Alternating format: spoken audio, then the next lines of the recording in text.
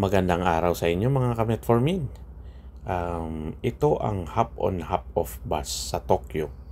At gusto ko lang i-share sa inyo mga ka-Metformin at baka makatulong sa inyo. Itong hop on hop off bus ay binook namin sa Klook. At dahil ang aming experience sa hop on hop off sa ibang cities ay maganda naman. Pero napag-alaman namin dito sa Tokyo na ang hop-on hop-off bus pala ay 4 na bus lang sa buong araw.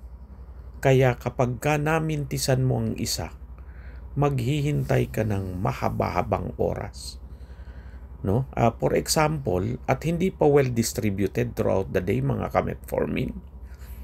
For example, ang unang bus ay 9:30. Ang sunod ay 10:15. Pakatapos noon ay ang sunod ay 2:00 na ng hapon.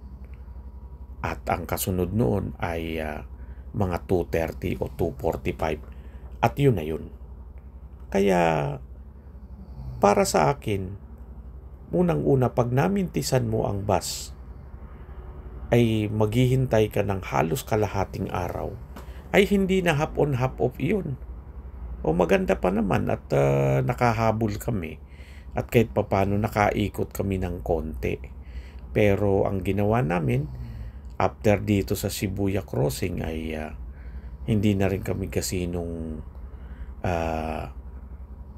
nag-enjoy pa at bumaba na lang kami pagdating namin sa Asakusa. At nagkusa na lang din kaming mamasyal ng ganang amin. At ginib up na namin ang paggamit ng hapon-hapon. Mangyari ay 2 days pass pa naman ang aming binili. At $44 per day. Per person. 7 kami mga ka-Metformin. Napasama pa dahil kung 7 kayo, tinanggihan kami dahil kahit una kami sa pila, yung susunod sa amin, dadalawa lang sila at ang susunod pa 4. Pasok sila, kami 7, natanggihan. Sobrang hindi sulit mga ka-Metformin. Kaya kung ako sa inyo, huwag na kayong bumili nito at naka-off pa ang comment section sa Klook nito para siguro kaming mga naka-eksperyensya ng hindi maganda ay hindi rin makapag-komento o magbigay ng unsavory review.